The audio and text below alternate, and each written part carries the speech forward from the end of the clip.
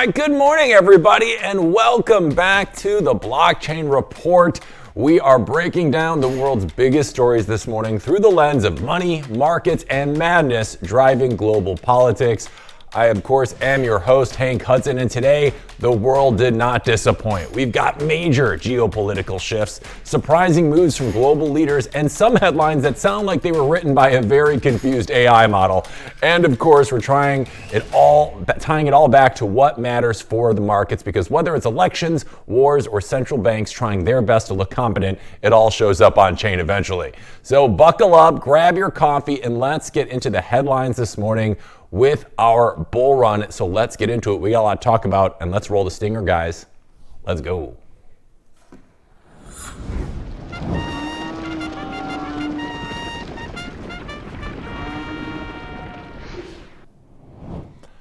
All right, welcome back. And look at us starting it right at the top of the hour. We're crushing it this morning. So first up, we have Amazon. Well, they might be about to dump the U.S. Postal Service like a bad date that keeps raising prices and forgetting your birthday.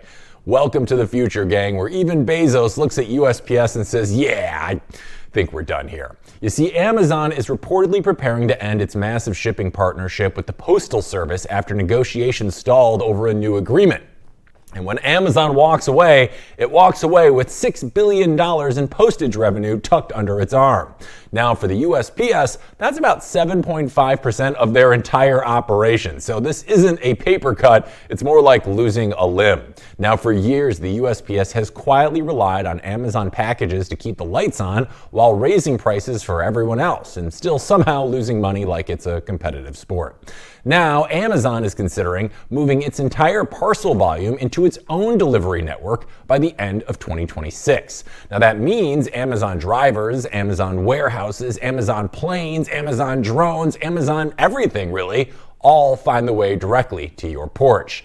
Now, the kind of control Jeff Bezos dreams about when he's not trying to go to space. And here's why this all matters. You see, if Amazon pulls out, the USPS takes a massive hit to volume and cash flow, which could accelerate calls for reform, restructuring, or even a taxpayer bailout. And smaller retailers who rely on the USPS for affordable shipping start sweating bullets because Amazon's private network isn't exactly known for charity rates. Now, this could set off a domino effect where other big shippers rethink their USPS deals, leaving the Postal Service holding a very expensive bag with no return address. The whole situation now depends on whether negotiations magically revive or if Amazon decides it's finally time to build a delivery empire it always wanted. All right, we're going to move right on to our next story of the morning here, gang, as Donald Trump has pardoned a former Honduran president convicted of helping move literally tons of cocaine into the United States. Okay, let's get into it. And yes, that is in fact actually a sentence I get paid to say out loud. Crazy world we live in. So Juan Orlando Hernández, once the leader of Honduras and later a convicted drug trafficker and is now currently in a U.S. federal prison, he walked free after serving only 1 year of a 45-year sentence. Now, Trump defended the move on Truth Social, calling the case harsh, unfair, and basically suggesting Hernandez was framed harder than a Target picture frame aisle. Now, critics argue the opposite here, that the man was convicted with mountains of evidence, including accusations of protecting traffickers and taking millions in cartel money during his presidency. And here's the part that's kind of raising eyebrows. Trump has been pushing a major anti-drug campaign in the Caribbean. So pardoning a guy convicted of helping move more cocaine than a Miami nightclub in the 1980s is a bit of a confusing choice. Supporters say this is Trump correcting an unfair prosecution. Opponents say this undermines U.S. credibility in fighting transnational drug networks. And everyone else is looking at this thing like, wait, does anyone know what the game plan is here anymore? And here's why it matters going forward. You see, this pardon becomes political ammunition for both sides. It complicates U.S. drug policy messaging, and it raises the question of whether future foreign leaders, friendly or otherwise, might see the U.S. judicial system as, well, negotiable. Now, what happens next depends on how the administration explains this move and whether any new evidence emerges to justify or challenge the pardon. And next up, we have Democrats. Well, they want to know why Nvidia, Apple, Amazon, Microsoft, Meta, Comcast, and Union Pacific all donated to Donald Trump's brand new $250 to $300 million privately funded White House ballroom. And they especially want to know whether those checks came with expectations attached. Now, lawmakers are asking for a full breakdown. Who donated what, when, and whether any contributions lined up with federal contracts, regulatory reviews, or other government business. Some companies responded, some, well, they chose to stay silent. Some gave statements written so carefully you could use them as origami paper. Nvidia says their donation was simply patriotic support, unrelated to business interests, of course. Meta and Microsoft, well, they declined to elaborate further. Now, others haven't exactly said a word themselves. The concern from lawmakers is actually pretty straightforward. When you fund a private construction project for the sitting president, especially one replacing an entire wing of the White House, it raises questions about influence, access, and whether the phrase quid pro quo needs a bigger font. So now Democrats are pushing for tighter rules on private funding for government buildings and more transparency on contributions. Republicans predictably argue this is just political theater. Democrats insist it's necessary oversight, and the truth is probably somewhere between legitimate concern and very convenient timing. So here's what we should be expecting next. This story likely expands into hearings, subpoenas, and weeks of cable news monologues about who paid what and why. And the corporate donors involved will be answering questions for a very long time. All right, to chat with us about this story and others, we of course have the man who connects the dots like no one else, Nolan Bowerly. Nolan, happy Thursday. Thanks for joining us this morning. How are you? I love life. I'm enthusiastic about the future of humanity and ballrooms. I love you are the ray of sunshine I need every morning, Nolan. When we get to the studio, it's completely dark up until like right now. So you're the first sun that I see every morning. So we're super excited to have you here, Nolan, and always appreciate you joining us. Let's get back into this story. This is an interesting one because, Nolan, when companies like Nvidia, Meta, Microsoft, Amazon, Mag 7s quietly donate to a private White House construction project, does that feel like normal politics to you or a sign that corporate influence is getting a little more direct right now? No, I mean, since Citizens United, the idea of unlimited corporate donations in politics has been part of free speech, right? Citizens United in Florida was about that. It was if moral people, companies, that's what they're called, right? If moral people, and that's what a company is, it's created to have obligations and responsibilities in a contract. If it does do those things, it's allowed to, and if it has to pay taxes, it's allowed to donate to politics. So I can't imagine this will ever go beyond just a ballroom and all that. But what will be interesting, and I think the way Trump will actually turn this to his advantage, is I saw yesterday that the LA Times was celebrating. They celebrated this. Karen Bass even had a press conference where they got a quote saying, "The first house from the Pacific Palisades fire a year ago has been ... got its permit to be rebuilt." So I believe Trump will beat any home that's been burned from the Pacific Palisades fire a year ago. He'll beat the construction process for that, and he'll actually have his ballroom built before any new house is built in the Pacific Palisades. Wow. That's pretty wild. But I've been saying for years now, we are in desperate need of a gold-plated ballroom. So maybe he's onto something. I don't know. But, this whole thing certainly seems to raise some red flags for me, right? Like some of these companies have major regulatory issues in front of the government right now. So do you think donations like this are simply patriotic, or is this a classic case of companies buying goodwill with whoever's currently in power? Yeah, it's 100% influence peddling. It's 100% that. There's no doubt about it. I think that these folks want a systemic change. They want to be able to lobby the president in a ballroom in a party-like setting, and that is all very transparent, I think. I don't think it's as hidden as anyone is suggesting. I think it's obviously what it is. I think you see a lot of crypto Hmm. companies in there because they don't have an office for $3.5 billion like the Federal Reserve. They have PubKey. Right. That's a lobbying situation, but that's what Yeah. this is. Right? That's what this is, right? This is absolutely Hmm. they're going for the whole cake. I mean, we're talking about, with Bitcoin and what we heard from Larry Fink yesterday at the Deal Book event in New York City.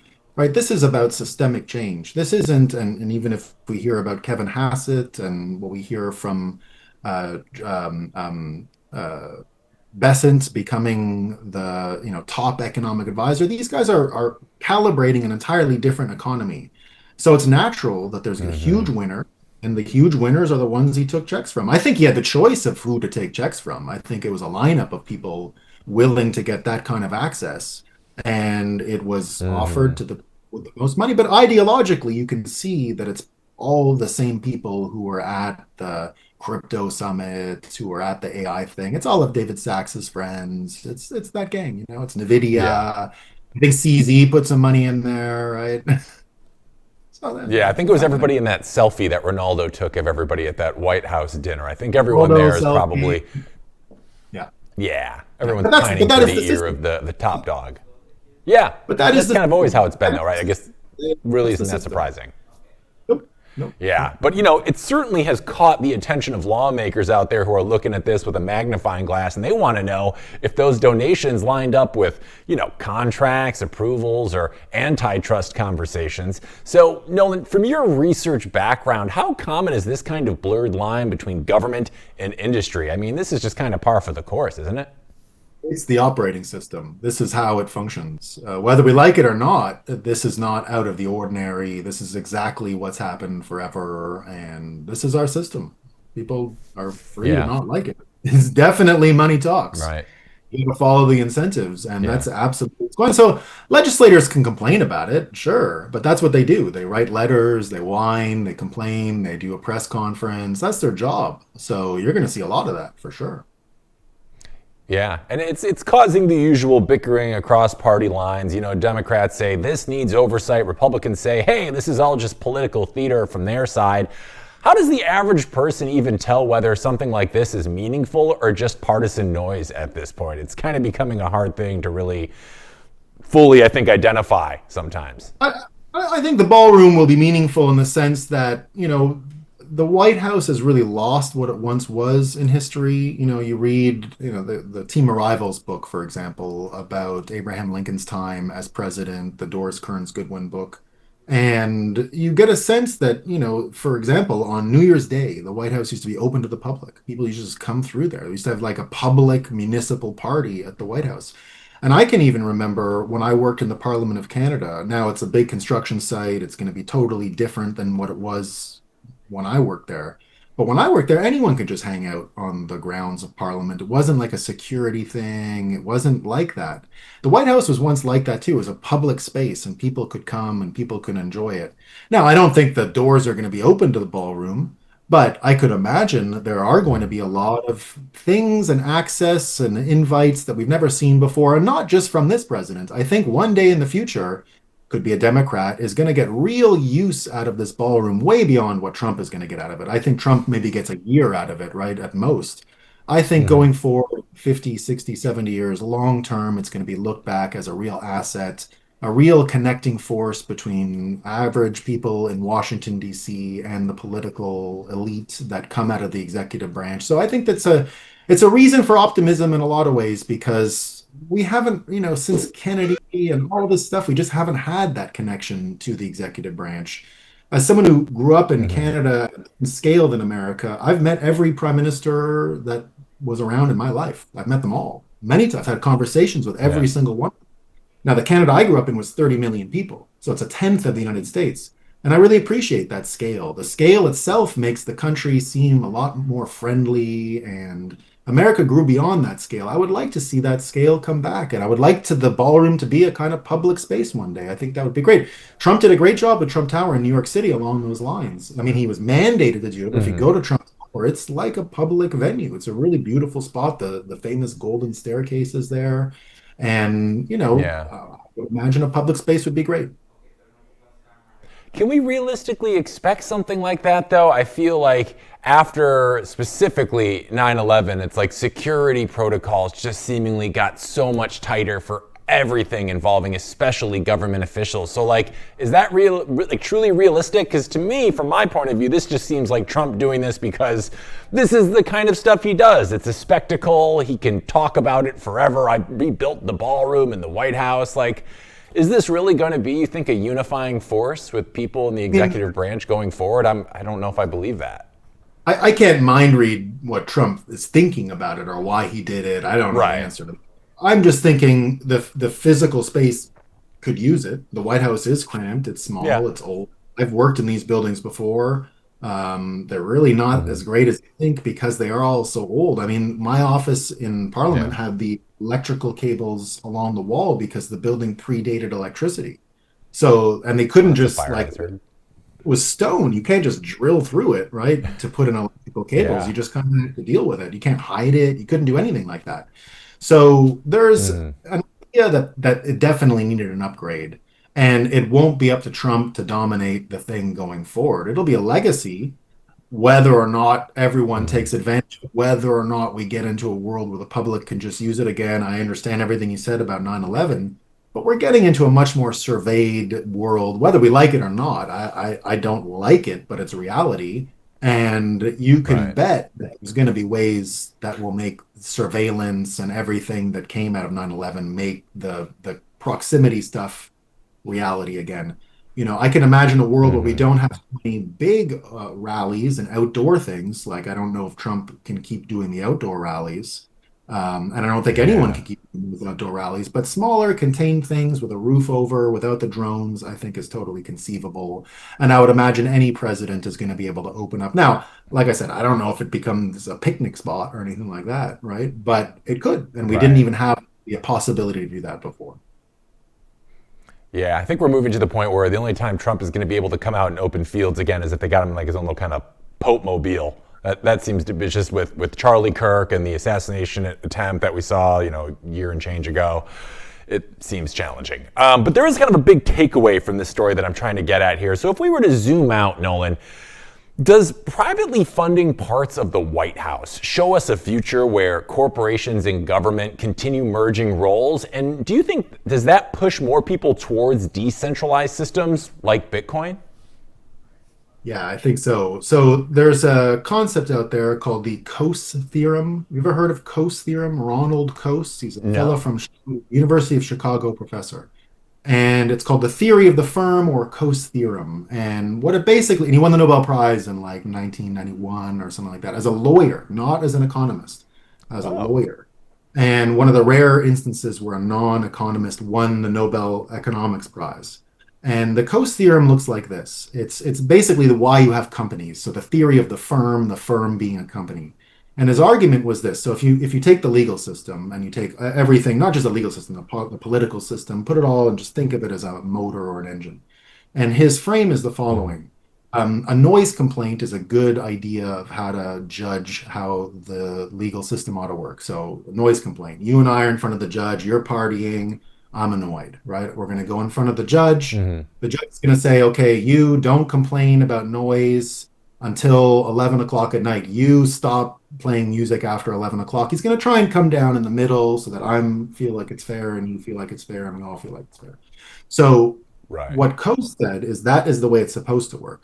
What he observed is that companies, by their nature, like a person, like an entity, because it is a type of person that can be in legal contracts and obligations, will actually start importing and imbibing and consuming all of these transaction externalities. It will take away, it needs to fight a noise complaint. So this is just you and I. I don't have a private lawyer, but a company will say, well, I got a noise complaint.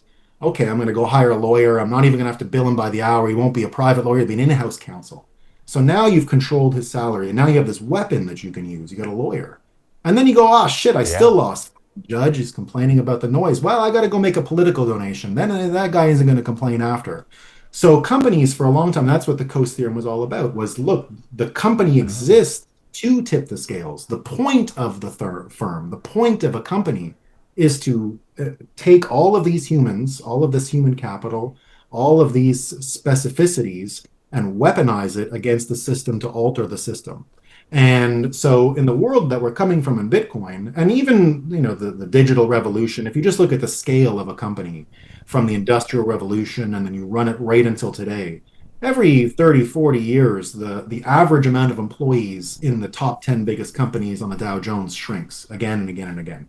And in the 1980s, it was way less than it was in the 1900s. And then now today, you've got a company like Tether making how many billions of dollars, one of the biggest donors to this. There's 50 employees over there. There's 50 people working there, yet they're making billions and billions and billions of dollars. So in the end, when you get rid of the transaction externalities, that was the point. Externalities just means the non-negotiable costs, like hiring a lawyer. That's why you bring a lawyer in-house. Hiring a lobbyist or hiring someone to change the laws so you don't need a lobbyist in the future is the way the system works. That's why companies exist.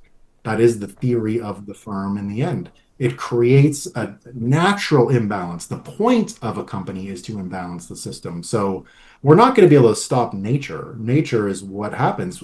Bitcoin will offer a scenario where the scale and the size of a company changes, much like we saw with digital revolutions. Google didn't have as many employees as Ford and General Electric. So it's kind of the same thing. And I use Tether as an example and even Binance as an example, because these are not, Binance doesn't have the amount of staff that even a Goldman Sachs has. Now, Goldman Sachs is doing, that's all it's doing is lobbying. That's it. They're spending all their money on that. Everybody's doing it. So, the best we can hope for is to shrink the size of the successful company that can do these things. The best we can do is to try to align individuals like Elon Musk with his company. Elon Musk and his companies are bound. There's no way to separate them. They are him. He can take all the responsibility for the company. He can do the Coase theorem and have people that do the lawyer thing for him too.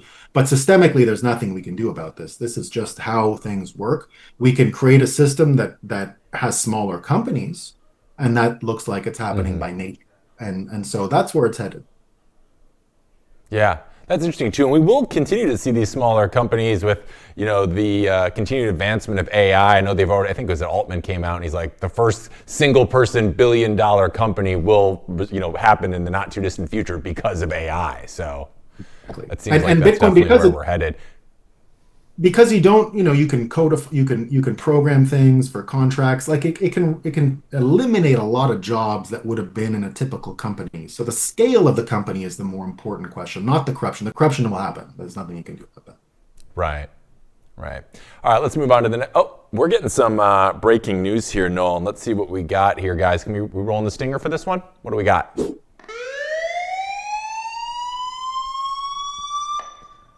All right, so breaking news this morning, gang. It looks, standing by.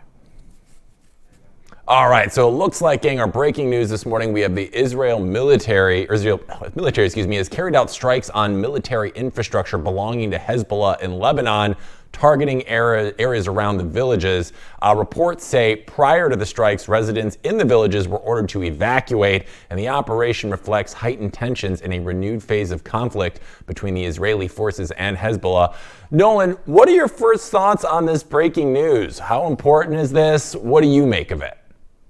It was one of the last vestiges of the Iranian power projection in the area, just like Hamas. These folks have been abandoned by most of the people in the peace agreements, the Saudis, the Qataris, the Emiratis. So it's the same story. They just haven't been dealt with, let's say, until now. So I think this is just par for the course. It won't really change the belligerents involved. It's the same proxy group. They've infested that part of Lebanon for a long time. It's southern Lebanon, and that whole part has been Hezbollah for a long time. I've actually been there. I actually crossed the border and went into that area many years ago. But not long after a 2006 hot war between that part of the world. They call southern Lebanon Hezbollah land colloquially for that reason, because it is not really like Lebanon. It's something else entirely. Many Lebanese folks who, it's not just like a pure Muslim thing either. It's the same conflict you see in the Muslim world between Shia and Sunni is also in Lebanon, and the Hezbollah guys are with the Sunni folks, or sorry, with the Shia folks. So It's more of the Hmm. Bashar al-Assad friends. It's the same vein that ran through Syria. So they won't have friends in Syria either. For example, the new fella in charge of Syria is not pro-Hezbollah. So they have very few neighbors, and they're probably being hit by the Israelis because there's no hitting back. It's probably the end and circling the drain of Hezbollah. Oh, that's not the best image, but it sounds like it's par for the course. So we'll keep the audience updated as we get more information on this. But that was our breaking news. So we're going to move on to our next story here. This one's an interesting one. So hang 10, Nolan. I'll be back to you in a second because the Ukraine has now reached the gamers we need you stage of modern warfare, and incredibly, it's working. Ukrainian forces are deploying new interceptor drones designed to chase down and smash into Russian UAVs midair. Think Mario Kart, but instead of blue shells, it's actual flying robots slamming into each other over a war zone. Now, military commanders say the best operators aren't traditional soldiers. They're younger recruits with video game or FPV sim backgrounds who already have insane reaction speed and joystick control. Basically, every kid who grew up getting screamed at in Call of Duty lobbies is now outmaneuvering Russian drones. Ukraine's interception rates are rising sharply as these pilots scale up. Russia is already having to rethink its attack patterns because too many of its drones are getting bodied by 22-year-olds who were playing Apex Legends only 6 months ago. Now, this whole shift highlights how decentralized, low-cost drone warfare is reshaping the battlefield. And it's not slowing down either. These interceptor units are expanding. Training pipelines are formalizing, and the younger operators are pushing new tactics faster than traditional militaries usually adapt. And here's why the future matters. This model won't stay just in Ukraine. Every military watching this, friendly or hostile, now realizes that non-traditional operators can outperform traditional training pipelines, and that means the next generation of warfare might look a lot less like Top Gun and a lot more like Twitch live streams, but with higher stakes. We're bringing Nolan back. Nolan, Ukraine is now using young gamers with drone sim experience to fly out Russian military operators. What does this tell you when modern warfare rewards gamer skills over traditional training? This is quite the shift. They've been watching Arrested Development. They must be fans. Yes. They've got to be Yes. fans. Someone give Buster a hand. Exactly. They've got to be fans of Arrested Development because this was a storyline, of course, in Arrested Development. And I think that is exactly It where it's headed. was. I think there was even a Star Trek episode once where all war in one of the planets, so like a Next Generation episode, all war was a Mm. simulation, and the people actually had to kill themselves Oh. at the end. And so they arrive there and they're like, Oh. oh, there was a war, but it was just simulated. But we Mm. lost. So the people they're with have to kill themselves. And that's where we're Mm. headed with.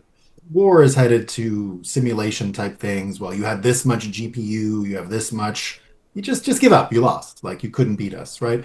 War is economic Right. output when it comes to these things. So I think we're Yeah. seeing in many ways. I mean, that's what I was doing my show on today about how World War III is an economic and psychological war. And so this just Hmm. makes it more explicit. Your capacity to produce these weapons, your capacity to hide the operators in a comfortable Dorito-filled Red Bull filled barrack is going to be the game. And if you look at the desertion rates, for example, I saw yesterday there were 11 soldiers they decided to follow from a recent recruitment of Ukrainians, and something like four of them are AWOL. Five of them are shell shocked, they can't fight anymore. One of them's dead. But the point is, of the Hmm. 11, no one's on the front anymore. And so we're running out of Hmm. people to have wars the way we used to, and it doesn't even make any sense anymore. The Right. cost and the logic of violence has changed because the cost of violence has changed. It's why all those big ships are not Yeah. doing anything in the Red Sea. It's why they're all parked. I mean, there's other reasons why they're parked in Venezuela, but they're there because they can't do what they used to do. And they're in Venezuela hitting the boats and all that stuff, but they can't go against the Houthis. They can't go against the drones. I saw there was Right. some kind of liquid material I saw the other day that they can drop from these things that will just completely obliterate any aircraft carrier, anything. I've said for a long time that Oh. we're going to watch as Americans, we're going to watch an aircraft carrier sink into the sea, and it will be a $2,000 drone that takes it down.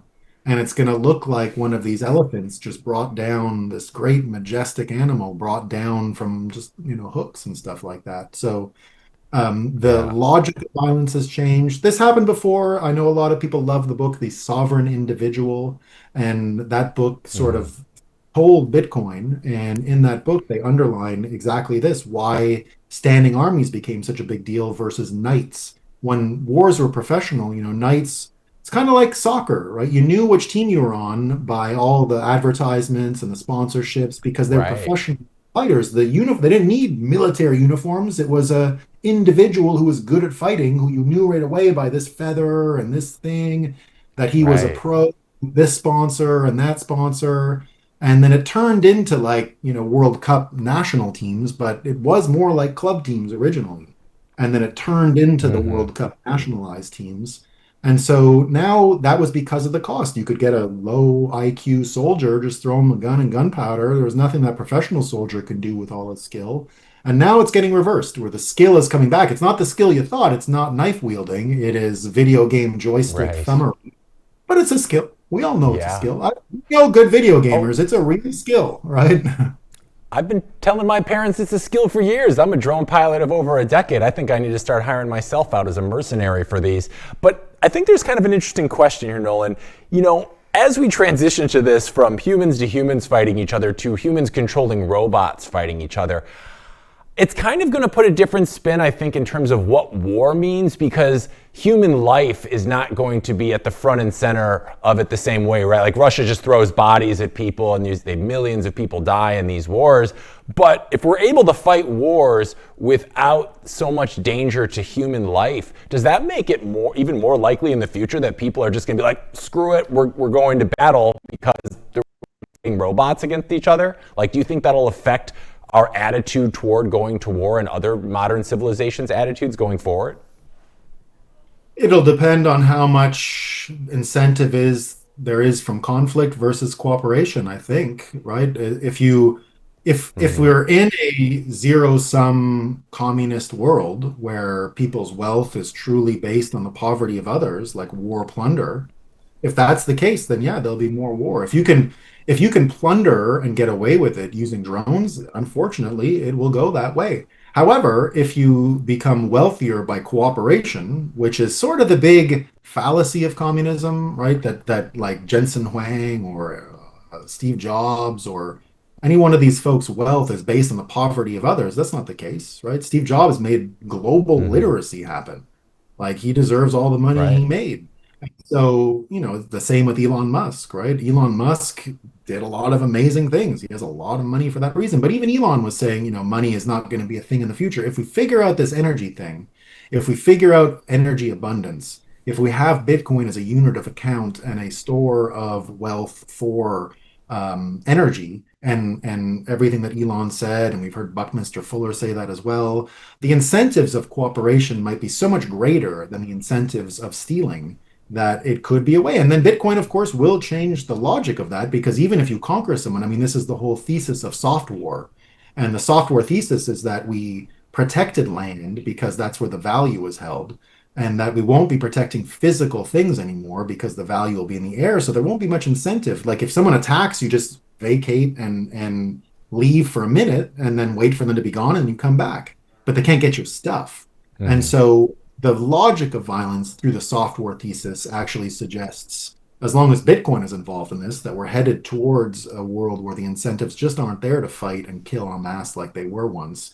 And if there is more Hmm. frequency of scuffling, then really we just, something will have gone wrong with Bitcoin, something will have gone wrong with the energy systems, and our problems will probably be a lot bigger than just there's too many wars. It might just be the operating system. Hmm. So hopefully we don't Yeah. get there. But it's essentially what the software thesis suggests, that we will not be Hmm. as keen on taking physical things and protecting physical things because they'll be the purpose of them will just be what they are, right? Oil will be to move your Hmm. car, not as a economic engine for your war capacity, which is what it is today. Right. This also brings up another interesting thought for me, and it's, you know, Traditionally, when you're thinking of people that go to war, you want strong, capable, heroic types. But the very fact that FPV drones are now like becoming this whole other thing, do you think that's going to fundamentally shift how like military or the military recruits? Like it's going from we want the John Wicks types to like, no, give us the nerd at the bottom of his basement playing video games. Like that's a pretty big fundamental shift in like who you're recruiting for. Is that maybe kind of the way we're moving right now? Like it's kind of reminds me of like growing up, it used to be the jocks were the cool guys, but then you get in the real world, it's the smart guys that build all the cool stuff and propel the world forward. And I kind of feel like this is another step in that direction. Do you think it's going to fundamentally change how we recruit people for our own, military systems? Oh yeah, I mean Palmer Luckey is probably the poster child for this war, and Palmer Luckey is a very eccentric, fun style, totally homeschooled guy. Makes Game Boys in his, he's remade all the old tech he grew up with in modern, with modern tech. So he rebuilt the Game Boy, and you can buy his version of the Game Boy. And so Palmer Luckey, I think, would be exactly that. He's doing his Nintendo 64 now, his own version of a Nintendo 64. So he's more or less a warlord. I mean, that's what he is. He's the best arms Right. dealer in America right now, and his drones are the best in the world. He's if he doesn't work out for America, America's in big trouble. Like that he's as important as anyone right now. And so if he doesn't work out, Yeah. we're gonna have troubles. And so, but he is the poster child. Yeah, he is the quintessentially kind of aesthetically and lifestyle wise, kind of the opposite of someone like a Pete Hegseth, who I'm not a anti-Pete Hegseth guy. He's very much of the, he got the recruited jock guys, like you were saying, and he's good at that, and I think that's why he's in the job. But we're talking about multiple marriages. We're talking about all kinds of stuff where you get a guy like Palmer Luckey who says his big regret in life is he didn't marry his wife when he was 15. He's known her since teenagehood, and he's all about family life and all these kinds of things. So yeah, it is definitely changing, and I think a lot of Bitcoiners have observed the sort of traditional aesthetic that is big in Bitcoin. I know an anecdote, but I remember I was talking with some people in San Francisco in early 2017 market, and things had gone crazy. And the local folks were just getting into Bitcoin, and these were all like hedge funds. These were big time, Silicon Valley money and all that stuff. And they wanted the stories of from the front of success in Bitcoin, like what's the cocaine like and what's the partying like. And I said, guys, that's not what's going on here. Like you're not, I've been to all these places. There's not a bunch of cocaine going around. It's not Wall Street. It's not what you guys have understood. It's completely different. Not to say that there aren't drugs or anything like that. It's not like it is in most industries. I get all this access to VIP things with Bitcoin. I'll be in Dubai this week for the F1, and I'll be in all the yachts and all that stuff. And I'm telling you, I will barely see people drinking. I will barely see people drinking. So it's a completely different aesthetic coming around, a completely different lifestyle when it comes to these things that I've observed. So, I think the culture will totally change. Absolutely. Video game, Doritos, Red Bulls, that kind of stuff. Yeah, the gamers finally getting their due. But something that's I also think that's interesting about this particular story, Nolan, is kind of how it could shift the power balance globally, right? Because if smaller nations can now suddenly fight back using inexpensive tech and just some skilled operators, does this shift the global power balance in any kind of meaningful way? 100%. I mean, we saw, Japan is big on this. So even just think about this. Japan has been banned from making weapons for 80 years. Like that was part of the deal, right? Of MacArthur and taking over Japan, coming there. They didn't even let them have samurai swords for like 20 years. They took all their swords out of their houses, and they didn't give them the right to have even a sword again for something like 20 years after the war. And so just yesterday, they launched a new submarine. It's running basically on cell phone batteries. It's a lithium ion battery, which makes it way lighter than a nuclear submarine. And so they were not allowed to make weapons for all that time. And now they're back because they don't like what they see in their borders with China and this and that. They've got a solid state Yeah. battery coming out next year. These things go for like 2 months. They don't ever have to come up. They're better than a nuclear reactor. They're way lighter. They make no noise. They're completely undetectable. They've made the entire submarine global fleet obsolete, and that's their first submarine in how many years? and that's Japan. Wow. So we can't even predict where this is going. 100%, things can get really crazy. I can even imagine, when the first robots come out, right? When Elon Musk says his Right. first Optimus is coming out, is the military going to be allowed to buy them? Is he going to sell them to the military? I don't know. But if he sells them to the Yeah. military and then the robots run a drone factory and a robot factory, and then suddenly you've got a literal warlord with drones and armies and all that, that could be where we're headed. I do think we are headed to a world of warlords again. And, if you look at the fall of the Chinese system when it went into its warlord era, that's why the communists took over, of course. After the empire fell, they tried to get a republic going, but it didn't work because they had warlords everywhere, and the warlords wouldn't have it. They competed and they ran the country into the ground. And so, absolutely, America will have to contend with domestic warlords. I mean, Palmer Luckey, it is but for his benevolence that we don't have a warlord already in America. And same with Hmm. Elon Musk. So I think in the end, though, with war and drones and this and that, all of it important, right? All of it. And but if we're talking globally about war and video game guys, I still think this remains professional, skirmishy, not global scale, because the truth is the global scale is what we hear about with China and America and Elon going to space. If you own space, if you figure out what Elon Musk talked about the solar powered Bitcoin AI mines in space, that Hmm. doesn't take much to imagine those things armed. And then you got a supercomputer brain in space and robots on the ground and laser beams and all the crazy shit you can imagine. So truthfully, Yeah. whoever wins space wins whatever is going on in the world, and no warlord will be able to push back against a space-based fella. And this has been understood for a long time. I know we saw what's his name again, Peter Todd, the HBO Satoshi.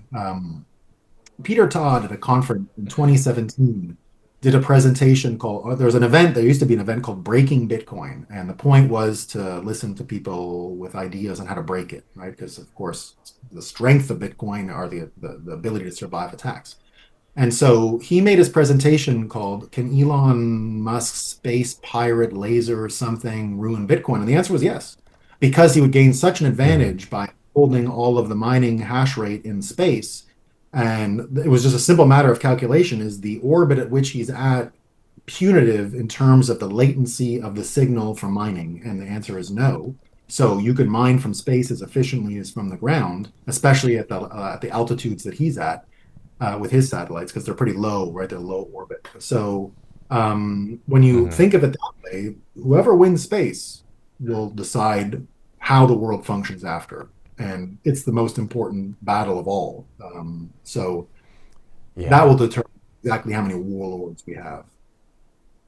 Yeah, it's a space race that actually matters. Like going to the moon was fun, but this actually would seemingly move the needle a little bit more globally. And it is kind of concerning to me, though, that we have all these things, but then it's like our immediate next step is, oh, well, we could weaponize those really easily. Oh, these robots that are meant to fold clothes for you. Oh, but what happens when they start making those into soldiers in a war? It's going to get real dicey really fast. And I'm terrified for it, but I'm also here for it. So what are we going to do? All right, moving on to the next Can't story, worry about Nolan. that. And for, I'll go ahead. We can't What do you worry think? about space lasers. Nothing we can do about them. This is true. This is true. All right, moving on to the next one, Nolan. Here we go. Larry Fink, you know him as the CEO of BlackRock, has officially completed the financial version of a religious conversion. The man who was once said that Bitcoin was an index for money laundering now calls it an asset of fear, which is basically Wall Street code for this thing might save you one day.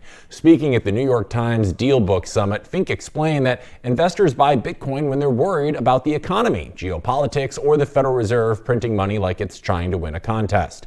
Now, he didn't say that last part, but he implied it pretty loudly. He warned that Bitcoin is volatile if you're treating it like a trade, but if you buy it as a hedge, well, Fink says it can have a meaningful impact on your portfolio. And that's a significant shift from the guy who used to roll his eyes at Bitcoin like it was a fad his nephew wouldn't shut up about at Thanksgiving. Brian Armstrong from Coinbase was sitting right next to him and added his own commentary. He said there's no chance that Bitcoin goes to zero, which might be the calmest way anyone one has ever dismissed 15 years of mainstream panic headlines. Fink also admitted something most CEOs would rather swallow, Fink also admitted something most CEOs would rather swallow a stapler than say out loud. He said his previous opinions were wrong. How refreshing. He called his shift a glaring public example of needing to reassess strong beliefs, and he's backing it up with actions. BlackRock now offers major Bitcoin products, including one of the largest Bitcoin ETFs on the planet. The ETF alone helped legitimize institutional adoption in a way no amount of Twitter shouting ever could. And the company is now diving into tokenization. We're talking real estate, bonds, equities, all turned into digital assets that can flow through global wallets. Now, Fink says global digital wallets already hold over $4.5 trillion worth of crypto, stablecoins, and tokenized assets.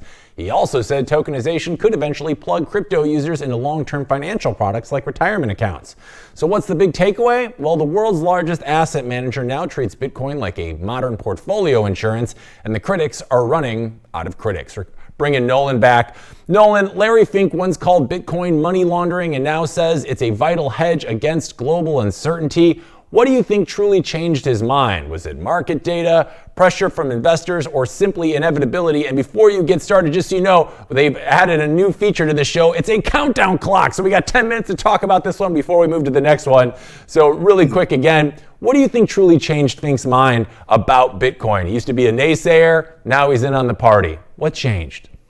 Well, it's his number one revenue source. It's the number one revenue source for the firm since the product launched 2 years ago. So that'll change someone's mind. But just take the circumstances of the day and what he said. I mean, you had Ursula von der Leyen saying she's going to send 90 billion euros to Ukraine. And you had her saying as well, we're going to send the Russian reserves that we took to Ukraine, all the stuff, or even what's her name at the central bank, Lagarde, says you can't do that. Like even the central bank, you can't do that. So we're in a world where sovereign reserves are being taken by the system, and BlackRock is sitting there saying, okay, if Russia, that's their scale, right? If Russia can have their money taken because they didn't like what they did, well, what about us? It's not like they're innocent people doing not Russia-like things, right? They got oil things all around the world, and they're up to no good here, there, and everywhere. So what if they're on the wrong side of a government? They're just realizing, and exactly what we talked about the cost of violence, it's becoming not so important because of the cost of violence to run nation states and run armies and run all that stuff. It's kind of a bad return on investment compared to what it was in World War II. So the bankers are coming up with a new scheme, and it looks like their scheme is this. And so Larry Fink is publicly saying, out loud, what is very hard to do, which is you were wrong. And therefore, I do believe Larry Fink will win the Max Kaiser Employee of the Month award. And I think we should be just in our office, in your studio, you should have the current holder of the Max Kaiser Bitcoin Employee of the Month. It will be Larry Fink. I'm very good at predicting the Max Kaiser award winner every month. And I think Fink gets the Christmas edition for what he did, because the hardest part of what he did was saying he was wrong in public. I always have a lot of time and appreciation for people who do that. I did a whole show last year on the fella from Lightspark, David Marcus. David Marcus did a big, long tweet about his political change and why he changed from 2020 to 24. That's very hard to do in public, to say that you were wrong. And I commend anyone who does it, because it's really hard to do. And Larry Fink doing that in front of a whole audience of his peers and all that is really great. So I think Larry Fink gets the Employee of the Month this month. And he's denoting everything he said is what's happening in Europe. I mean, why should anyone, if they're worried about debasement, it's happening in Europe. They can see it. It's happening in America. Trump is not being quiet about what he needs to do with the dollar. He is running it into the ground. And that's probably the only way out of the debt trouble we have and all the rest of it. So they see the writing on the wall. They're not stupid. And he said everything that we've learned for a long time in Bitcoin. So, definitely Larry Fink, Employee of the Month on the way. Yeah, definitely making that plaque. That's the best idea I've heard maybe in months. So that's definitely happening. And it is interesting, right? And I think we all respect somebody, especially in the public sphere, who is going to be doubling down on something for a long time, and then they start to realize that, hey, I was wrong. And actually, I think that kind of brings an element of a trust between them and the public where I'm like, maybe Hold Larry Fink on. isn't. Hold Oh, on. okay. Oh, you got thoughts. Well, I do because he's still scamming. I knew, just Yeah, like my okay. office at CoinDesk, I knew people who answered to Jamie Dimon, who was about a block away from my office. I was right by Rockefeller Center, and the BlackRock offices were there too. And so I used to Mm, meet regularly with Larry Fink's people, and I would meet regularly yeah. with Jamie Dimon's people. I knew the questions they were asking did not signal they were stupid. I understood right away Mm, these were not idiots. And now that they've come out and done what they've done, it fit the script that I had 8 or 9 years ago about what they really knew. And so he's out there saying, I changed. I think he's changing what he says publicly. He was very worried and concerned about these exact issues before. Because again, the person I was meeting with was not some idiot. He wasn't sending someone who's doing like, we're looking into a playground, a sandbox, and innovation and blockchain. No, no, no, no, no. They were coming for what is going on here. What if this happens? What if that happens? Oh my God. Those were the kinds of meetings I was having. And they reported directly to hmm Larry Fink. So they've known the game for a while now. And for him to come and say, oh, I just learned this yesterday, I wouldn't be trusting Larry Fink. He's on your side Yeah. now, but I wouldn't trust that guy. No way. Right. Too smart. So Too with that, self-interested. yeah. But that also, I can say this, I have interviewed, and I'm sure you have, hundreds of people before that are now full-on Bitcoiners that were like, I didn't want to touch this thing, I didn't believe it. And then people, the smart people, right, they do the research, they start digging in, they're like, oh, this is making sense. So I guess the optimistic part of me is thinking that's what happened to Larry Fink, but he's so ingratiated into the game, I think you're probably right. He's just kind of waiting for his moment. But it does beg the question, Nolan, does someone like Larry Fink coming out and saying things like this, even though we know because of IBIT and those things have been out, obviously he's kind of turned a little bit with his vantage point on this, does this mark any kind of turning point for institutional acceptance now that Fink is like fully on board, at least he's publicly saying that? Or is it not really going to move the needle because like IBIT and stuff has already been here for some time now? No, I think it moves the needle because again, Bitcoin, it's a psychological commodity, right? Just like the dollar is a Yeah, psychological commodity. These things, it's true, there's no intrinsic value. The idea that it can help finance energy is a major benefit, and that's the reason why proof of work is so important. It's fundamental, but that gives you the confidence to have the psychological understanding. It moves on sure. narratives. It's built on narratives. So Larry Fink has a powerful perch, and he's out there Yeah. feeding the narrative. So the type of fuel Larry Fink puts into a narrative is just a little more rocket fuely, a little more premium fuel. It's not 87 octane, it's rocket fuel type stuff. But it's still fuel, just like any Okay. pleb buying Bitcoin and Yeah. daily cost average, dollar cost averaging and all that stuff. It's still Yeah. fuel. But Larry Fink, just given the nature of the machine, is adding, pure concentrated rocket fuel to the narrative. So Right. And, with that narrative, if even legacy giants like BlackRock are now treating Bitcoin as portfolio insurance, does that force governments and banks and late adopters into a position where they must finally choose to either embrace it or just outright fight it? Like, are we at that inflection point where it's just getting too big for these big institutions and governments to ignore? well, yeah, and that's why it's being manipulated on a daily basis. I mean, look at the timing, right? It's the October Right. 10th thing, and then, oh, no, no, no. We don't, it's a scam. JP Morgan's still trying that. And then suddenly product, MicroStrategy scam, right? No delivery. And then suddenly Hmm. everyone comes out with their products and they're all into it. So there's heavy, heavy, heavy price manipulation going on, at least as far as I can tell.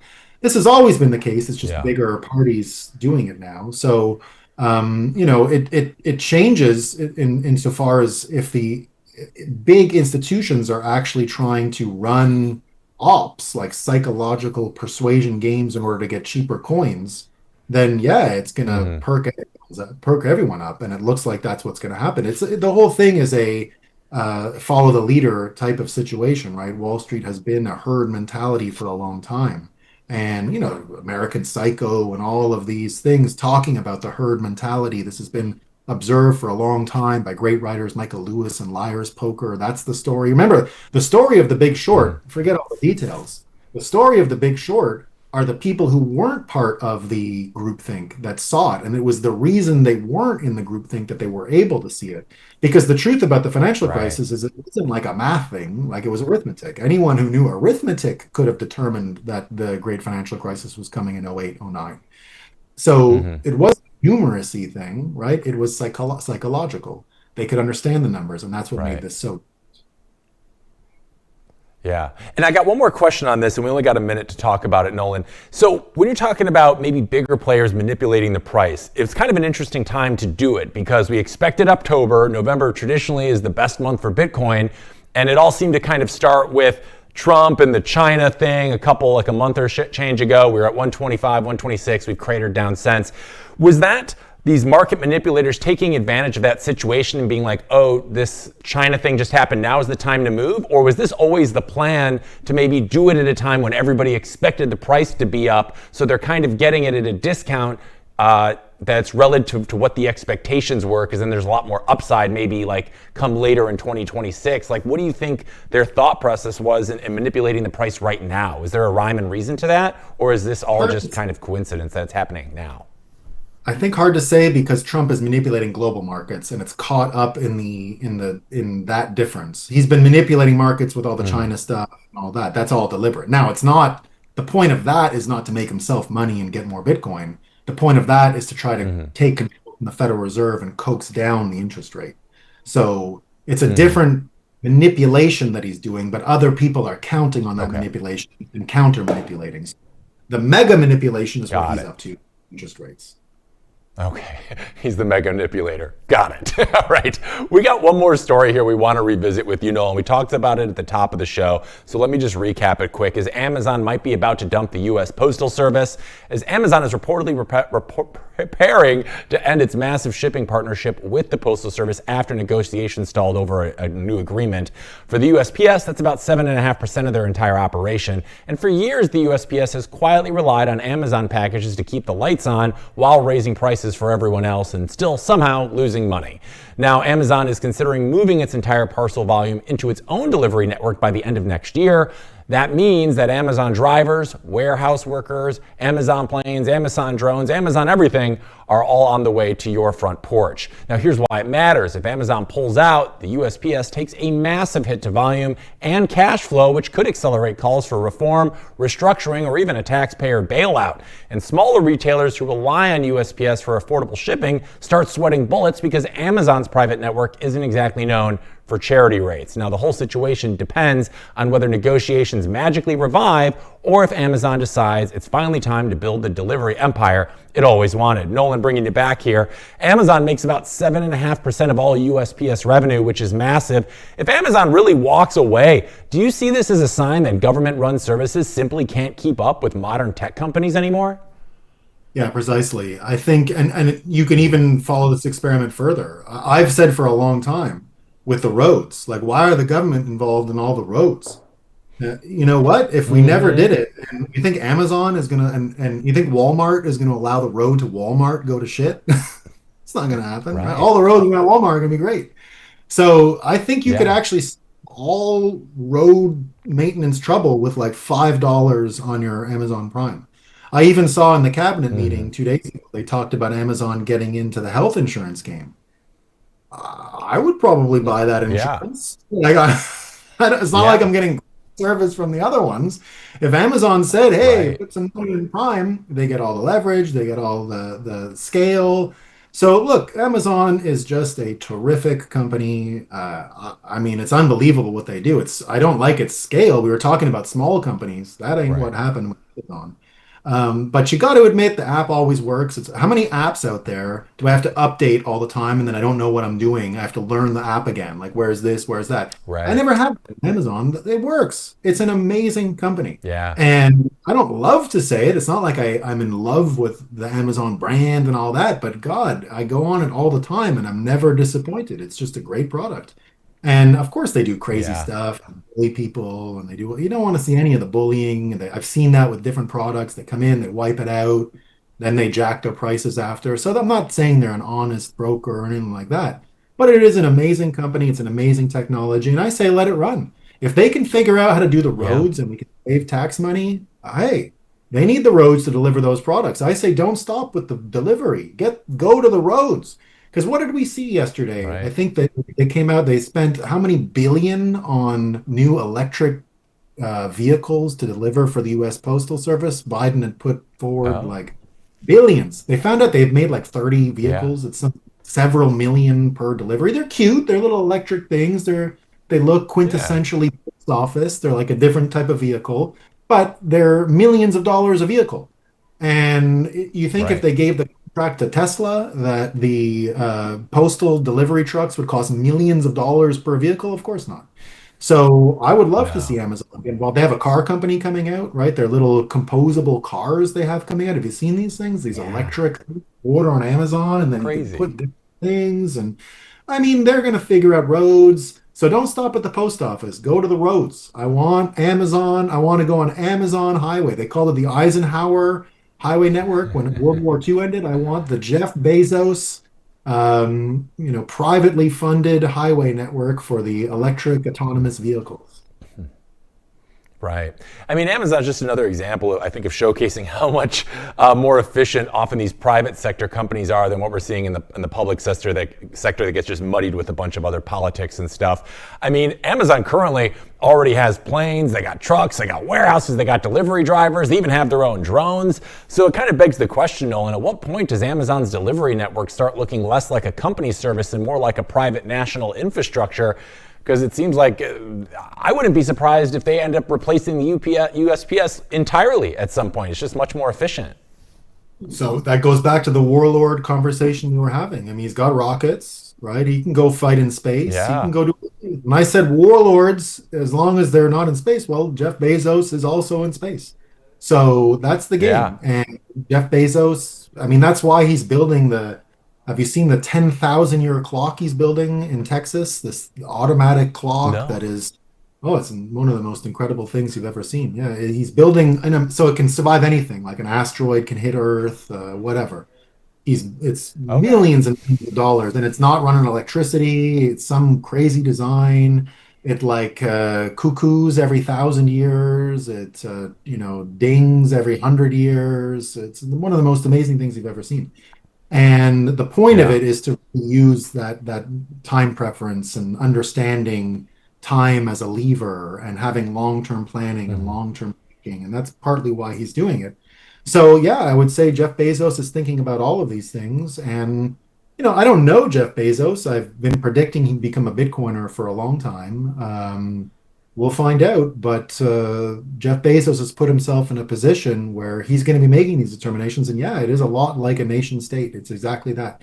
That's why that frame of nation states becoming low power compared to the warlord type structure that we saw in China is obviously manifesting itself in America today. Yeah. What does that mean when we have these, like we're calling these warlords that are so powerful and their systems are so much more efficient? Like, does that then in some ways kind of decrease the power and the importance of like nation states? Because it's like these huge companies have so much reach, they're already pulling the levers in the back channels of the government. At what point do these private companies end up being more important than the leaders of sovereign nations? Because I feel like that's kind of the direction we're headed. What do you think? 100% that. I mean, the idea that we organize ourselves in nation states anyway is kind of a new idea. That wasn't how we did things before. We did it Yeah. religiously. We did it was more corporate, right? It was more Hmm. feudalism was a type of corporate structure that helped people survive for a long time. And for a long time, feudalism worked great. Like any system, entropy sets in and it degrades and falls apart. And that's why it was prone to being usurped by the nation state. And nation state was just an Hmm. efficient vehicle to imbibe the gunpowder and the cost of war, everything I was mentioning about the club teams versus the national teams, that same argument applies to what we're seeing with Jeff Bezos. Yes, they are scaling to nation state levels of power, especially because the scale of the nation state is no longer an advantage. They don't really get the Right. advantage they used to, right? A standing army is useless. They're sitting ducks. He throws one rocket up and it's a zing and they're all gone, right? So how can you fight Hmm. with that? Nation states can do it Right. too, but we'll see if they can do it as well. They pay better at Amazon, I Yeah. bet. And like if we're looking really long term and we really zoom out here with the emergence of these warlords who own these big corporations, are we entering maybe a world where it's more borderless and capitalistic in the sense that we find ourselves grouping with large corporations and these warlords because they operate more efficiently than these, sovereign nations that we've been kind of piled into right now? And also, like, part of me wonders, is that a good thing? Because if we have this borderless world, are we not fighting wars over things that are cultural as much? And we're not fighting, like, do you think that would be a good thing for the world? And is that maybe where we're headed? I know it's kind of a long term out there, No, away from that, but it does kind I of beg think those questions. I agree. I think you're going to get ethnic states, right? Ethnicities have a reason to still be together. Like the Japanese aren't going to just dissolve as a national Right. identity. It's beyond it's not the That's true. legal concept that makes Japan. So you're still going to have some of that, Hmm. right? That's Quebec behind you. They're just like the Japanese. It's an ethnicity. They're a people. They have a common culture that doesn't need borders and flags and all that stuff, but they might still have those things. So yeah, I think that's Right. exactly. You're seeing a change in scale. You're seeing a change in how we get together. My inevitably, I think what it looks like is that after the fall of Rome, there was still such a thing as the Byzantine Empire, and the Byzantine Empire was Right. flexible, centralized enough to survive the collapse of the Western Empire. I think America, with its constitution, with its 50 state model, with its inherently decentralized architecture, can survive this. Washington, D.C. can't survive this. The centralized Mm. power that was gathered to win World War II that was never shut off, that probably doesn't survive. Washington, D.C. Inc. doesn't survive. The federal government, which is a completely constructed legal entity that sits atop the United States of America, that thing probably won't survive what all this warlord stuff is Hmm. and change. But individual US states within the architecture of the US Constitution can be the one nation state that does survive this because of the Hmm. nature of its origin and the decentralized nature of the powers and the freedom of speech that is shared and the gun rights that are shared. Those things alone might be enough to keep a type of architecture together that could grow. I think America could add Hmm. many states. If the burden to entry into the US Union is not like it is today with the money and the federalism and the dollar and this and that.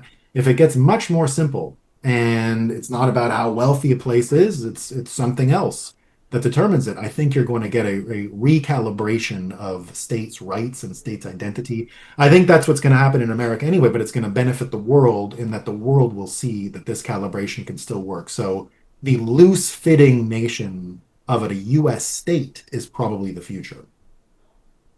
Very interesting. Now, real quick, because we're running out of time here, Nolan, I want to put your feet to the fire here. If you had to pick one warlord to ride with going forward in the future, who's your guy Homer or gal? Lucky got all the Bitcoin. He loves the Bitcoin and he loves Citadels. He's got the drones. Elon's a good Nice. choice. Elon's a good choice. I'd say you're gonna survive with Elon. But I'm Yeah. partial to Palmer. I like Palmer. Yeah. All right. I Earlier like it. I like Bitcoiner. it. And I Earlier really, Bitcoin. yeah. As long as he's a Bitcoiner. Maybe if Elon gets on board again. It's been a while. We haven't heard from him in a minute.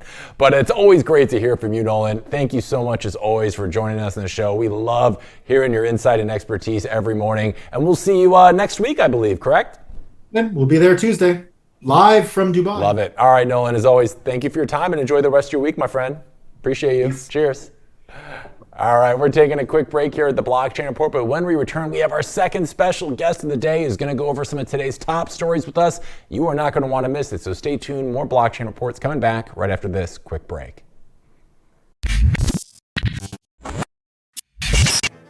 I'm a bit changed. This sounds familiar, right? Let me tell you a hard truth. The S&P isn't rising. The dollar's falling. That's the trick. Monopoly money. It's ice melting by the second. Your savings, your salary, your time. Worth less every second. Everyone's using the wrong measuring stick. Switch the denominator. Price the S&P into Bitcoin.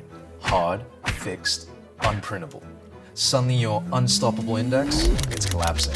And while you cling to dollars, well, Wall Street already switched. Before, you needed two brokers. Still getting my ninja bonus though, right? My plenty of spreadsheets, and my quant I hate this part. was right, and I'll be right again. If I were you, I'd thank me. You know my name's Dave, right?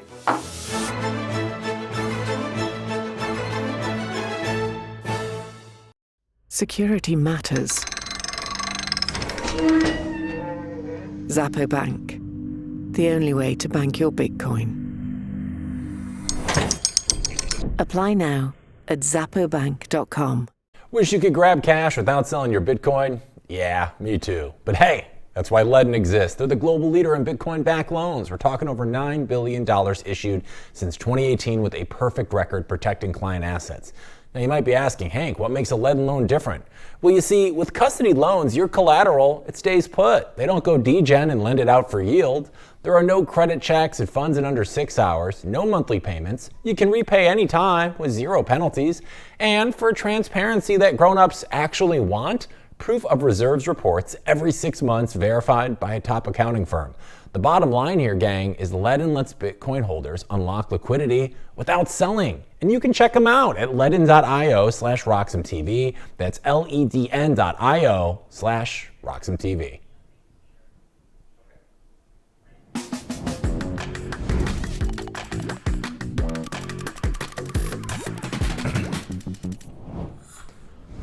All right, welcome back to the Blockchain Report. We are very excited for our next section as it is today's deep dive with our second special guest of the day. Now, this gentleman is one of the sharpest minds in the entire Bitcoin ecosystem, a guy who's been researching, building, and pushing the limits of what Bitcoin can actually do for almost a decade. He's the co-founder of Bob, the hybrid layer 2 that wants to unlock hundreds of billions in idle Bitcoin and bring it into real DeFi safely, trustlessly, and without breaking Bitcoin's core principles. So let's give a big Blockchain Report welcome to the brilliant Dr. Alexey Zamyatin, everybody. Alexey, welcome to the show. Thank you so much for joining us. How are you on this Thursday? Great having you on.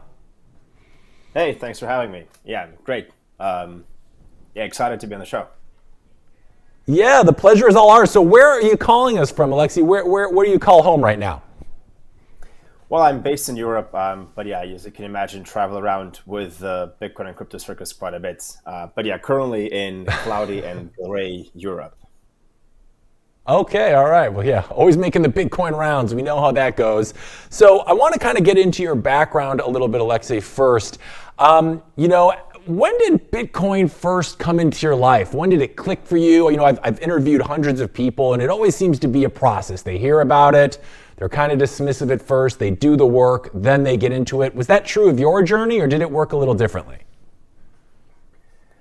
I mean, I guess you could claim the same. I got into Bitcoin back in 2015, 16. I'm a computer scientist by trade, and I was very much interested in IT security. And in that domain, a lot of people were naturally interested in censorship resistance, transparency, security of funds.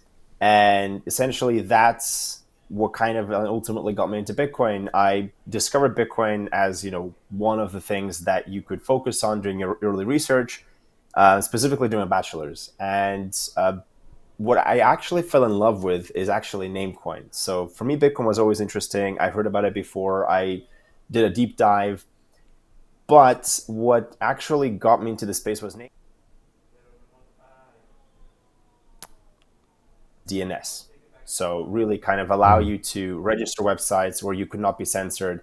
It ultimately didn't quite work out as a platform, but I kind of got in the space through that, and then started doing research on all sorts of things, starting from merge mining, Lightning Network, payment channels, layer 2s, bridges, and yeah, basically ended up doing a PhD at Imperial College London, then where I met my co-founder, and that's kind of how Bob got started. Very interesting. So tell us about the early days of Bob. You met your co-founder, you started swapping ideas, and then things started clicking, or what was that process like? I always love to hear the origin story of great companies. So how did that play out? So we were the only two guys in that lab. It was a very ugly office, and there was no one else working on crypto full time at Imperial at that point. Like, our professor just started the lab. So naturally started exploring things we could collaborate on, because it's always quite depressing if you're in your PhD and then you do your research alone. And it turns out Dom was the ETH guy. I was the Bitcoin guy. I was like working on Bitcoin for quite a while. And he was the first person I knew that got into crypto through Ethereum, not Bitcoin, which was quite fascinating to me back then. And that's essentially how the company also is split up. Dom is the ETH guy. I'm the Bitcoin guy. Naturally, but at this point, we're both have embraced Ethereum and Bitcoin. And, Bob is essentially a hybrid that combines the best of both worlds. But we started working together on research. We designed one of the first, or arguably the first, fully trust minimized Bitcoin bridge that used collateral. So it was a bridge with an insurance policy, which is super secure. It's actually still operational, and there's been a few chains that adopted the design, but it's just not as capital efficient because, well, you have the insurance pot there, you got to pay for the capital. So it never really scaled that well. And that was our first experience in taking things to production, really getting people to use a product. And we realized, well, okay, just building something very secure and expecting people to pay for it isn't enough, right? You have to really take into account the product side, the business case. You need to make sure that it's not just research, but it actually has long-term viability.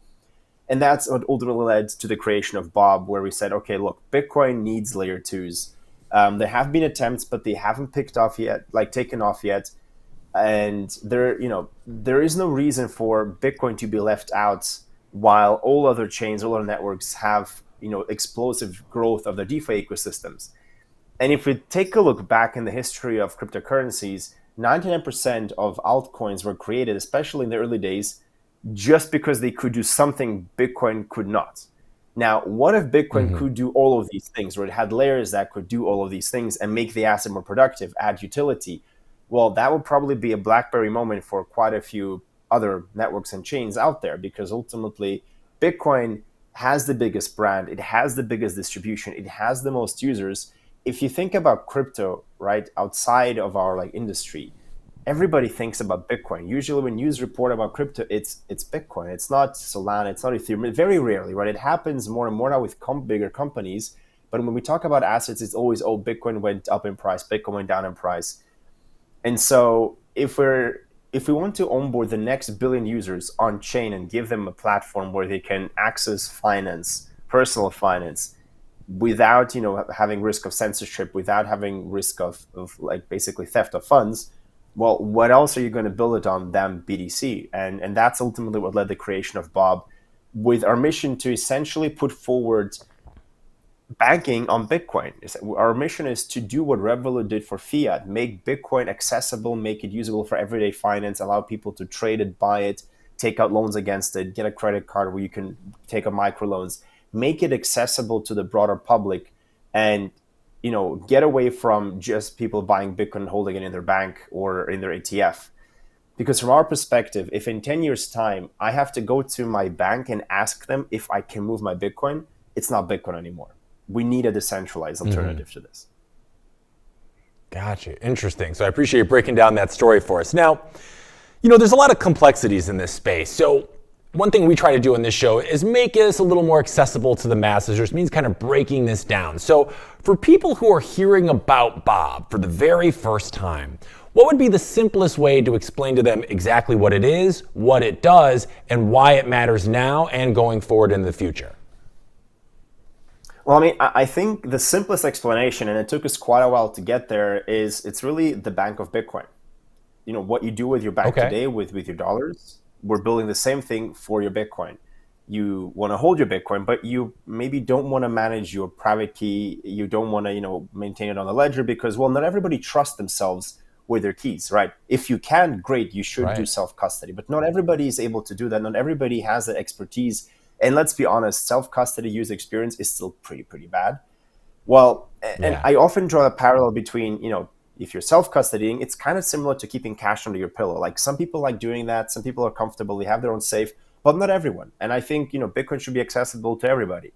So the mission of Bob is, well, to provide you a solution where you can custody your Bitcoin, make use of all the innovation in terms of smart accounts, social sign-in, recovery, everything that crypto on Ethereum and other chains has brought forward to make UX better, but make that accessible for Bitcoin and do that in a cryptographically secure way so that you still don't have to trust us with your BTC, but we use cryptographic primitives that are built on Bitcoin that provide you with essentially the best of both worlds. Of course, there's always trade-offs, but the trade-off here is, okay, it's better UX, it's not fully self-custody, but it's not really possible to steal your funds either. Think of it as a safe bank vault. Interesting. And then on top of that, Okay. well, the goal is that you can trade Bitcoin, that you can buy it, sell it, you can DCA. If you decided to invest into something else and you want to exit into BTC, you can do that. You don't have to go to a centralized exchange. You can buy and sell assets directly on the platform. You can go directly from your ledger or your smart account. And ultimately, you can take out a loan against your Bitcoin. And the goal is that you can do that without trusting in third-party bridges and third-party custodians, but you can do this in a way where you know that if you repay your loan, your Bitcoin, exactly the same BTC, exactly the same UTXO will be returned to you. Unless you default, of course, then you lose your Bitcoin because you failed to pay your loan, but that's a financial decision you make. So everything you do at your bank, do that with Bitcoin, and do that in a way that is accessible directly in an app or other applications that are built on top of the platform. Got it. So it's kind of like offering a decentralized bank that also gives you other utilities to use your Bitcoin. Is that a fair assessment? Yeah. I mean, I think we've seen a lot of players in the market offering solutions for BTC. I mean, centralized exchanges, right, have done a lot for the industry, and they will remain a very important part that help users to go from fiat into crypto. But once you're in crypto, once you're in Bitcoin, why would you not, take control over your personal finances? Like, the whole point of Bitcoin is to make that easier. The whole point is that no one can stop you from accessing your financials. Nobody can stop you from making a payment, taking out a loan. And our mission is to provide the infrastructure and the tools for people to do that, and for others to build applications on top of it. Got it. And we kind of touched on this a little bit during your origin story, but when did the actual idea for Bob come to fruition? Like, was there a single moment between you and your partner when you realized that Bitcoin needed a different kind of layer 2, or what was that aha moment for Bob kind of like? Well, I think, Bob is a culmination of essentially 10 years of research and work in the industry. I started early on Bitcoin. I had my share of ideas of what forks we could introduce to Bitcoin, realized that, Bitcoin is not going to fork, and it's very hard to do so, and we probably shouldn't do that very often. And then started coming up with solutions of, well, what can we build around BTC? And Dom comes from the Ethereum world. He worked on DeFi before it was called DeFi. So he has a lot of understanding of how to do these things on chain, how to build these primitives, how to make sure liquidations work, what are the risks. And so, after building decentralized bridges and working on pure tech solutions, the idea of Bob kind of came naturally, because we thought, well, okay, look, DeFi lives on Ethereum. That's the network effects. That's where it works. You have liquidity there. That's where the users are. But if you want to get Bitcoin to be used in DeFi, well, we can, of course, go and build something completely novel that's just specialized for Bitcoin, introduce some other smart contract languages, a completely new stack, but then we'd always be up against the billions and billions of dollars that have been invested into Ethereum. And every builder that comes into the space would have to make a decision. Do I go to Ethereum, where everything already exists, the infrastructure is there, there's billions of dollars being spent every year to keep improving it, to make it the best place to build financial smart contracts in a decentralized manner, or do I go to Bitcoin? And that decision, well, that's not great, because Bitcoin has been losing that decision, right? Everybody has been going to Ethereum.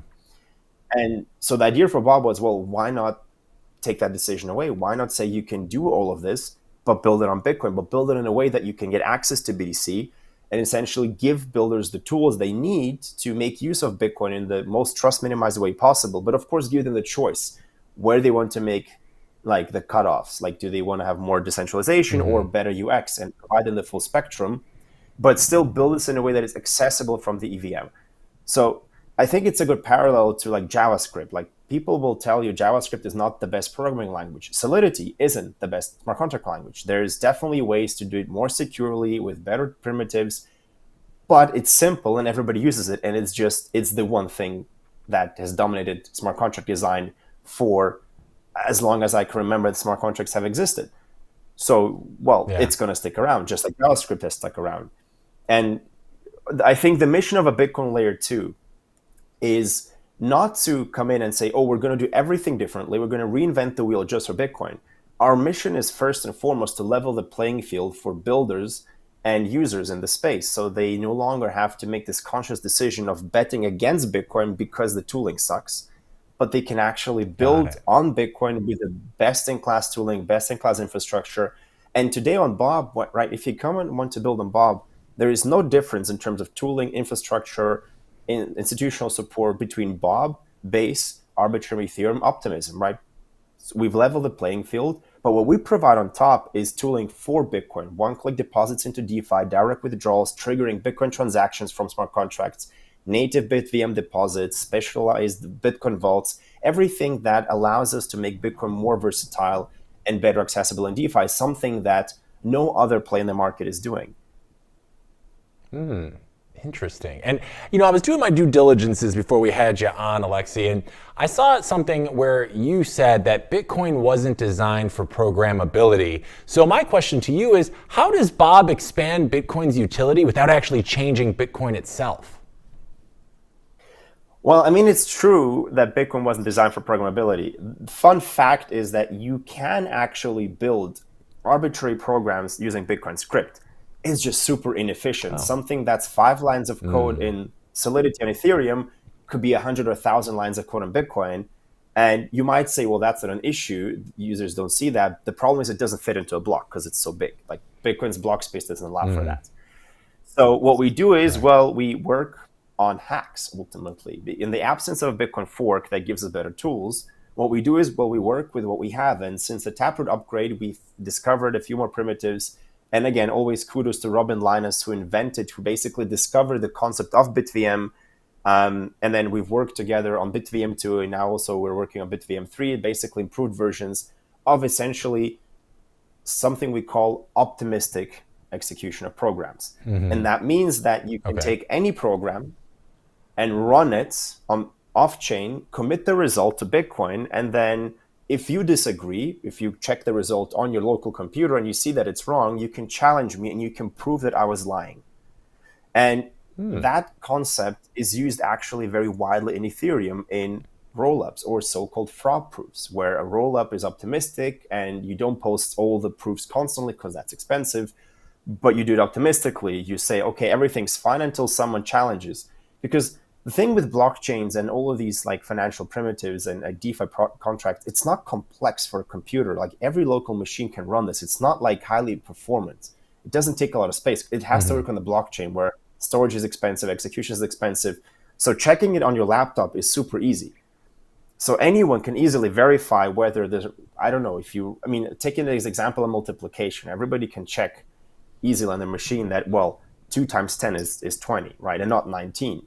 But if I claim it's 19, you'll see that. And then what we do in BitVM is you make use of Bitcoin script in a way that allows me to prevent people spending funds if they post the wrong result. And specifically in the case of a platform like Bob, the goal is that if you deposit your Bitcoin into Bob and you want to withdraw them, you should be able to do that as long as you didn't trade them off. If you sold your Bitcoin, well, you shouldn't be able to withdraw them because now there's someone else's. And the operators of that platform, they cannot steal your Bitcoin as long as there's someone online to keep an eye on the system and say, well, look, if Alexei is trying to withdraw from Bob, but the operators are sending it not to Alexei but to someone else, well, Alexei, myself, or someone else in the system can make a challenge and say, wait a second, this is wrong, you're cheating, and prevent the bridge operators from moving the funds elsewhere. That's like as simple as I can explain it. It's basically optimistic computation. You post the results on Bitcoin, and if something's wrong, you get challenged and theft can be prevented. And that part is then enforced by all Bitcoin full nodes. So essentially, we're using a series of, the best way to call it is hacks ultimately, but this is supported by Bitcoin script, and they're now highly optimized. And essentially, it's the same thing that you have in Arbitrum. It's rollups or rollup-based bridges or fraud-proof-based systems, whatever you want to call it, that allows us for the first time ever to create arguably native BTC deposits and use cases in DeFi without essentially handing off custody over your Bitcoin to a centralized provider. And that's a huge breakthrough.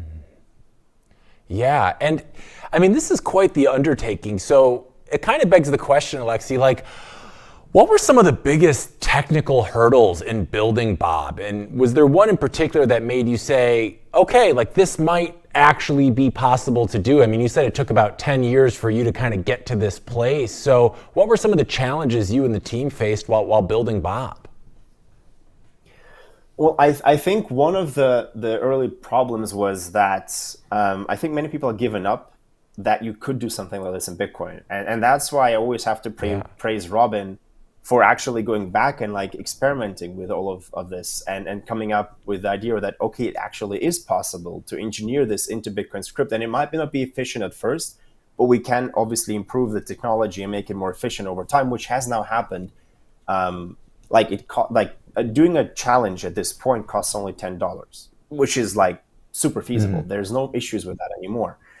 So I think that was one of the challenges. We had spent so much time experimenting with Bitcoin and different designs, but we had somehow given up that, you could hack something more sophisticated into script, and kind of somehow missed like that the Taproot upgrade enabled a few additional functionalities that nobody had thought about before.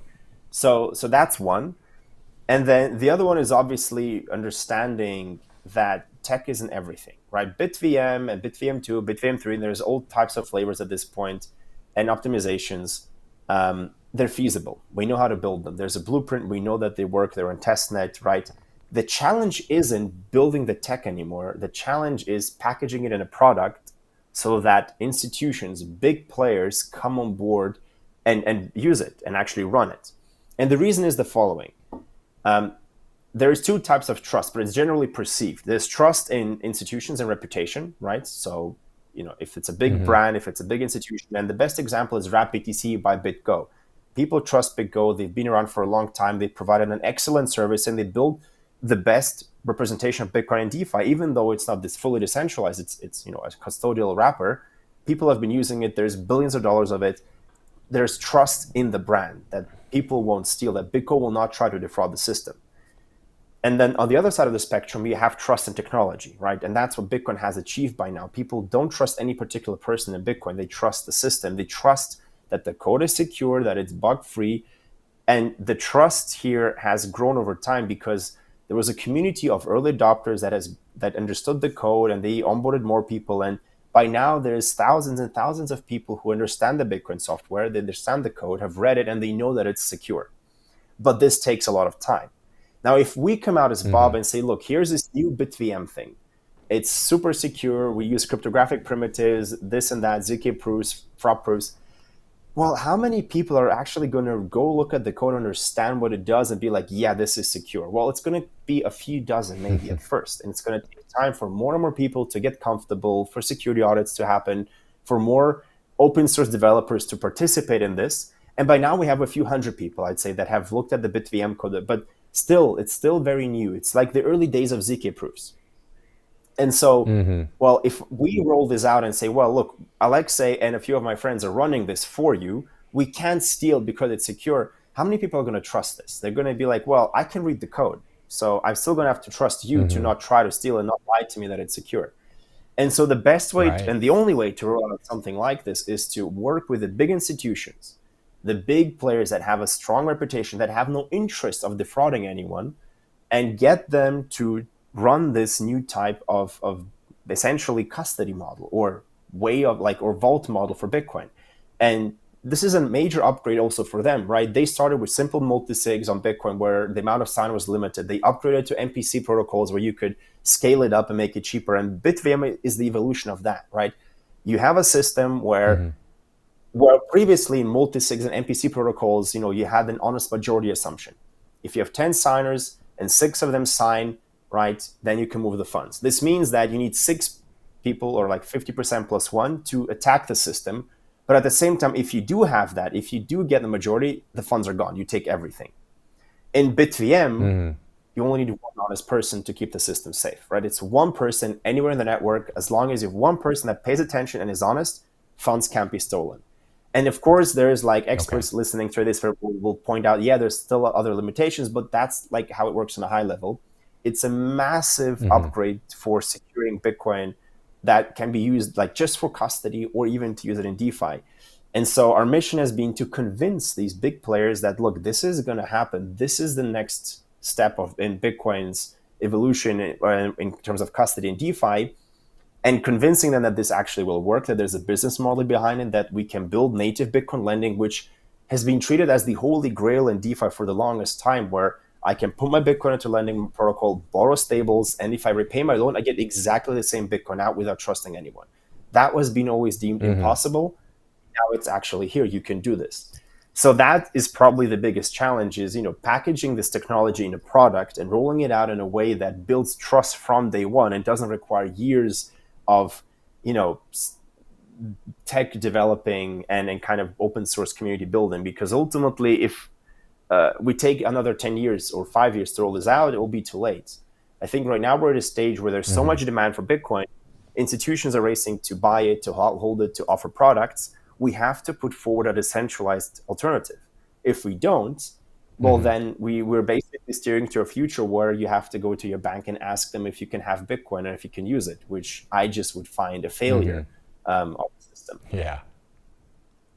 Yeah, and I'd be curious, when you develop new tech like this, that's kind of for the future, so to speak, how do you communicate that to new people? It sounds like you mentioned institutions quite a bit. Are they who Bob is built for, or is it for anybody? Can it be developers, everyday holders, someone else entirely? Like, who is the clientele that you think Bob is made for right now, and will it be accessible to more outside of that, or maybe it already is? So, as with every startup, you start by targeting your innovators, the explorers, the people who are early adopters that already probably are familiar with DeFi, that have Bitcoin, that like the intersection, that want to use Bitcoin and DeFi, but they've struggled because the tools weren't there, the security wasn't there, and that's where we started. And then you expand to institutions, to funds that basically have more capital, and but they have an understanding of DeFi, and you get them to start using this. And that's currently at the stage where we are, right? We work with bigger institutions at this point. We have of course, you always have the retail users, but when we say retail in crypto, most of the time we speak about people who are actually using DeFi, who have a Web3 wallet, who understand what DeFi is, who know Uniswap, who have traded, right? And there's millions of them at this point, right? It's a pretty big community with a lot of capital. But ultimately, you at some point you hit this chasm, right? And you have to cross it. And to cross the chasm, you have to abstract this complexity. So what you do at first is you build very secure infrastructure. You convince essentially the early adopters, the institutions, the funds, that the technology is solid, that it's robust. And that's what we're doing right now.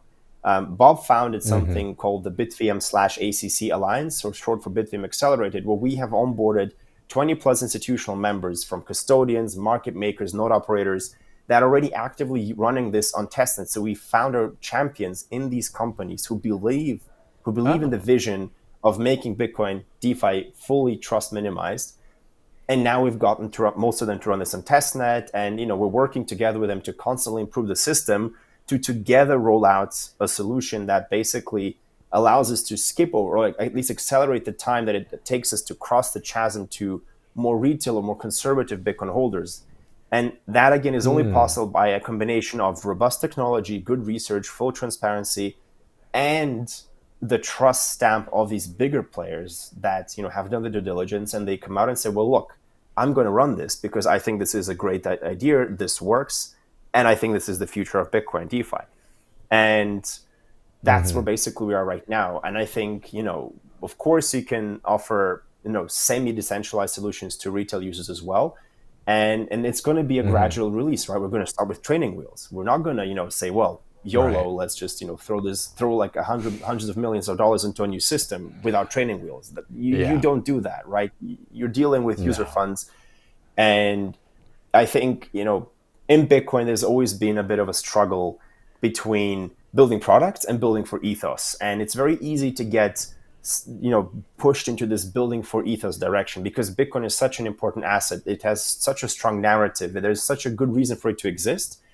And we got pulled into that direction initially as well when we started building a business. Like, we built everything that's super trust minimized, but it wasn't very usable. And well, if a tree, falls over in the woods and nobody hears about it, well, did it?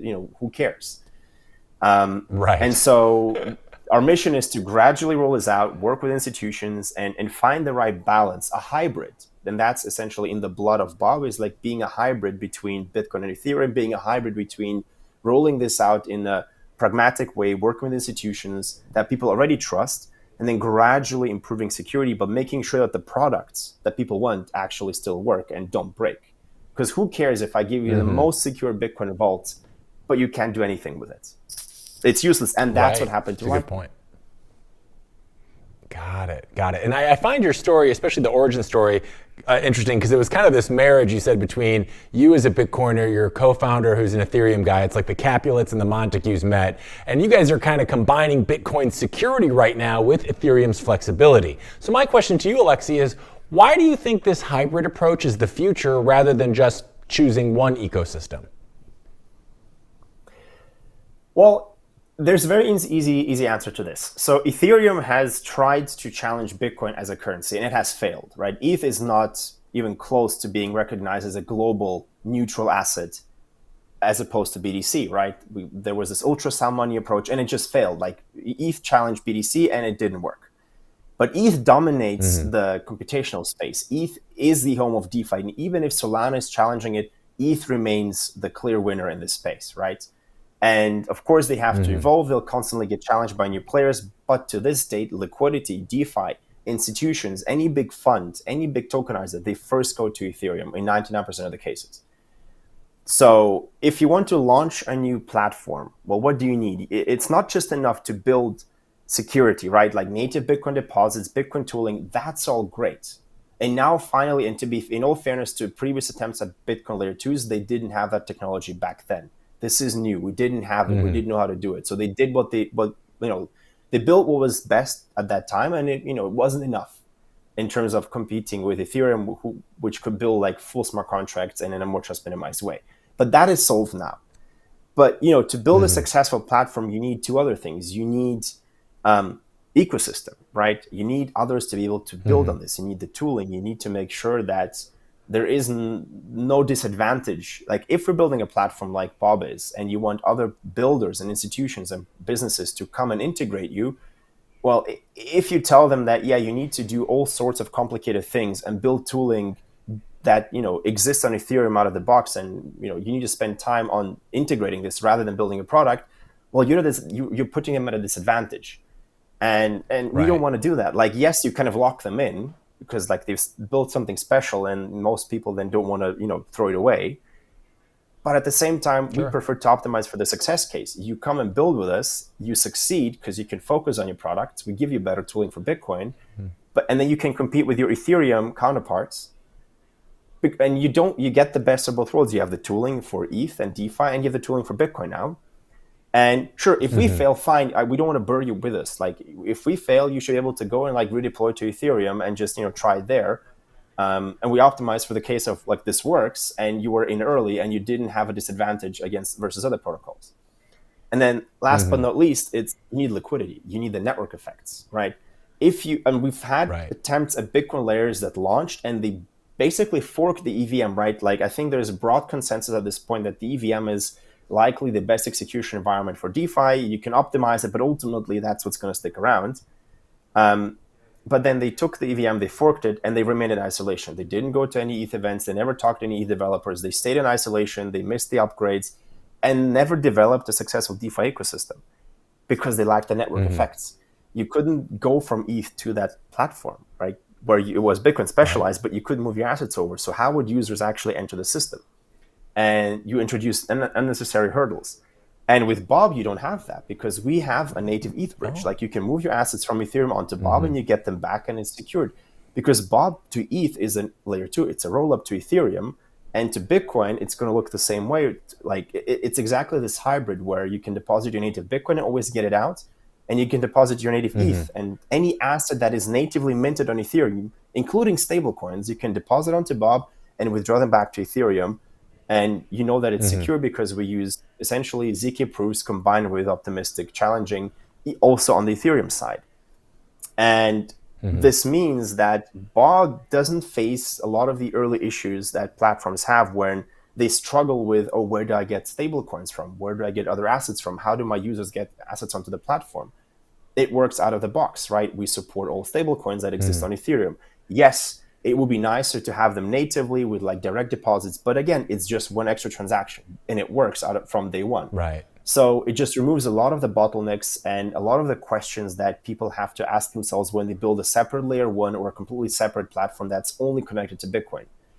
And that has been an unfair advantage, because if you look at the state of Bitcoin layer twos, I mean, the ones that really do Bitcoin stuff, because there was an emergence of Bitcoin projects only in name, there is quite a few teams that are contributing to BitVM, and we work closely with them. And BitVM wouldn't exist without the BitVM Alliance, and that's a group of different teams that have been contributing to it. But at the same time, there's not all of, like, there's very few who have actually achieved mainnets and actually been able to build an ecosystem and build products and generate revenues. Because again, it's not an easy decision to make of, do you build only on Bitcoin and only for ethos? Or do you actually talk to users and you realize that, look, you got to do what the market also tells you to some extent. And at Bob, we made the conscious decision to have a very strong opinion how the future should look like and be very opinionated about what should the state of Bitcoin DeFi be in 5 years, but be pragmatic about how do we get there and make sure that we roll out products as people demand them, and make sure we, find the right balance between security and actually building products and shipping fast. And again, as a startup, move fast or die, right? Yeah, no, absolutely. And I was doing my research on Bob, Alexei, and I saw that one of the aims of the platform is to unlock Bitcoin's latent capital, as it was phrased. In plain English, what does that actually mean for the average Bitcoin holder? Well, I mean, Bitcoin is a $2 trillion asset. And if you look at Ethereum, right? Ethereum as an asset, 30 to 50%, depending what you count, is actively used in staking or DeFi on Ethereum itself. It's very much utilized. It has utility. People use it not just for buying and speculating and holding, but they use it as collateral for trading, for DeFi use cases. If you look at Bitcoin today in terms of natively used, right? So that means not through Binance or custodians, right? But actually natively, where you could argue it's like decentralized to some extent. It's like 0.1%, and that's Babylon and Threshold Network that qualify here today in terms of mainnet. That's over 100x growth opportunity. Sorry, it's 0.3%. It's 100x growth opportunity just to close the gap to Ethereum. And we see that these things have product market fit on Ethereum with ETH. Well, why would they not have PMF for Bitcoin, the biggest, most important digital asset of our generation? And so when we say unlocking idle Bitcoin, we talk about letting people do with BTC what they already do with their ETH. But do that in a trust minimized way without essentially giving up control. We do believe, and from all the conversations we've had, like Bitcoin DeFi for many players still feels risky. And that was the most surprising thing when we started building Bob. We talked to a ton of wallets, neobanks, institutional players, custodians, businesses who have holders of Bitcoin on their platform, and they want to allow them to do more mining pools and so on. And the feedback we got from many was like, look, we definitely want to use Bitcoin in DeFi, and we trust some of the wrappers, but look, there's 50 of them across 50 different chains. They all are unclear about the trust assumptions. It's super fragmented, and we want to be careful what we offer to our users. And yes, we would very much prefer if we could use native Bitcoin without worrying about bridge operations and whatnot, and just have like a very simple setup that's very secure. So that's what essentially the mission is, like bridge that gap, remove these hurdles, and open the floodgates for Bitcoin to move into DeFi. And to just showcase like how much demand there already is today, there's over $40 billion worth of BTC wrapped in centralized solutions, where you make the conscious trade-off of giving up custody. And it's not always like big solutions like Wrap BTC or Coinbase BTC, where arguably there's big custodians behind it. But there's so many other smaller versions of Wrap BTC where you don't even know what the trust model is. And people do it. There's so much demand. What we see today is that every chain wants Bitcoin. Every chain today that has any form of DeFi angle is developing or has already developed a Bitcoin strategy. They're all fighting for Bitcoin liquidity. Every big DeFi app already has a Bitcoin strategy and is focusing on it or relaunching products to focus on Bitcoin.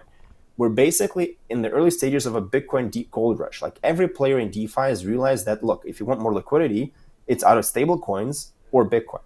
And if you use stables, well, Right. you're kind of always introducing a lot of centralization there. And if you look at Yeah. centralized exchanges, what is the most traded pair? Bitcoin to dollars.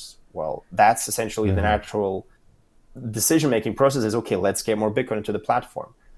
But they lack the tools. The tooling for Bitcoin onboarding into DeFi is poor. And what we realize is, okay, a lot of the things we've been building are in very high demand now because nobody else has the tooling. And very few other players are offering one-click on-ramps into DeFi, trustless swaps from Bitcoin into any chain in like at low fees, in these native Bitcoin vaults that allow you to take your Bitcoin and deposit it into DeFi without necessarily having to give away custody. So the demand is huge, and it's really just at this point the question of how fast do we get it to market and what are the trade-offs we have to make along the way to get it out into the hands of these businesses while there's still demand and before they fall back to completely centralized solutions because there's nothing else on the market. And it sounds like you've got a pretty good idea of what the end game would be for Bob. So my last question for you, Alexei, is what does success look like for the Bob team over the next 12 to 8 months? Like, what are some of the milestones you're most excited for as you move forward with the platform? Well, I mean, one of the goals is to essentially have the full product offering in a state where we could actually go out and say, look, we can now start onboarding retail users. So really make that, cross that chasm from, early adopters, DeFi power users, people who already use DeFi and institutions who already use DeFi to, okay, like I can actually go and onboard my dad to this. And I think we're on a good path. And essentially, provide the UX that allows users to buy, trade Bitcoin, take out loans, just, hold BTC in a more secure way and use it. But to get there, obviously, there's a few things we have to first solve. And that's, first of all, adding support to more chains for a swap product, rolling out the native Bitcoin vaults to mainnet, making sure that it's really trust minimizing, that we're on the right track to take off the training wheel. So not kind of give up halfway and say, oh, well, the centralized solution kind of works, but really get it to production and make sure that we cross that, make that difficult kind of hike up the mountain to the full trust minimized solution. And it's not going to be easy, but I think it's going to be very rewarding. And if you look at Ethereum, how long it took ETH to have real rollups, it was over 5 years. We're basically 1 year in since the concept was really properly designed for BitVM. So we're already moving much faster than Ethereum L2s were. So yeah, if we can get this all done within the next 12 to 18 months, have a full trust minimized deposit system with trust minimized lending, swaps, and essentially package this in a way that looks and feels like a Revolut, but for Bitcoin, then we've succeeded. And if we expand the horizon, right, in 5 years from now, our mission is to have a platform that provides you an alternative to your local bank and allows you to use Bitcoin and stablecoins, of course, in a way that that you could say, well, our goal is to be able to support even just 10% of the global population for 30% of personal finance. If we achieve that level of scale, if we manage to stomach that demand and obviously get there, well, then you've created a system, and whether it's us or someone else, and whether it's Bob in its current form, which it changes and evolves over time, the goal is to get to a point where we can say Bitcoin is now an alternative to the existing financial system, and that if you want to, you can always fall back to it. And it will not stop it, it will not clog the network, but it actually will work in an efficient way that is accessible not only to experts and cypherpunks, but to the everyday user. And, how do we measure that? Well, a fun thing we say in the team is well, look, we want to have more Bitcoin in DeFi than in the ETF. That's the measurement because, Bitcoins in the ETF are great, more adoption, more buyers. But at the end of the day, is it really your Bitcoin? It's not, right? Right. Very interesting. Well, it sounds like you and the team have a really solid North Star. And I mean, just hearing about it, super exciting stuff. And I'm sure you've got at least a couple of new fans in our audience today that want to learn more about you and what the Bob team are up to. What's the best place I can send them to get more info in case they're interested? I mean, the best place is the website. It's gobob.xyz, short for Go Build on Bitcoin. You can find all the infos there, docs, white paper, the app, and basically all our socials where you can also follow to stay up to date about what we're building, what are the new products, and also where we're going to be next and which events we're hosting. Amazing. Well, I got to say, Alexei, thank you so much for joining us today. It's always so great to get to pick the mind of people that are building these amazing products that we all know are going to become very important in the not too distant future. So we really appreciate you coming in and chatting with us and sharing all the amazing things you and the team at Bob are up to. It was a real pleasure having you on the show today, bud. Thanks so much for your time. Thanks for having me. Always a pleasure. Bye-bye. Pleasure is ours. Yeah, hope to see you again real soon. Thanks. All right. And well, gang, that is a wrap for another episode here at the Blockchain Report. It's Thursday, which means we got one more day left in this ever chaotic week. And tomorrow we're going to be bringing you more of the best world news so that you can stay informed and be the smart one of all your friends. It's always best to be that guy. So come here, we'll help you do it. But until then, if you haven't already, make sure to do the thing like follow and subscribe to RoxomTV, RoxomTV News, and me and Hank at RoxomTV, wherever you choose to do your doom scrolling on. And we'll be back tomorrow to wrap up another week here at the Blockchain Report at our normal 8 a.m. Pacific time. So until then, gang, stay safe, stay informed, and always be sure to hodl on. I'll see you guys tomorrow.